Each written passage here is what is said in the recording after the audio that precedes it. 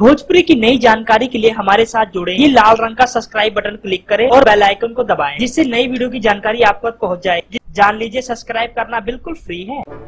बाल बाल बचे खेसारी लाल यादव। दोस्तों आपको बता दें, हमारे और आपके दिल पे राज करने वाले खेसारी लाल यादव इन दिनों अपने फिल्म दिलवाले की प्रमोशन करने पटना में गए हुए थे। वहां पर सुपरस्टार खेसारी लाल यादव पर जानलेवा मारने की कोशिश की गई। दोस्तों आपको बता दें, खेसारी लाल यादव को कुछ लोगों ने घेर लिया। उसके बाद खेसारी लाल यादव को कार के गेट द्वारा बाहर निकालने की कोशिश की गई। लेकिन दोस्तों आपको बता दें, सुपरस्टार खेसारी लाल यादव ने कुछ अनहोनी होने से पहले ही ड्राइवर को बोला गाड़ी तेज चलाओ। उसके बाद सुपरस्टार खेसारी लाल यादव के पीछे बताया जा रहा है कि कुछ देर तक लगे रहे। उसके बाद खेसारी लाल यादव अपनी जान बचा के निकले। दोस्तों आपको बता दें, खेसारी लाल यादव का कहना है कि इस बात पे मैं कानूनी कार्रवाई करूंगा।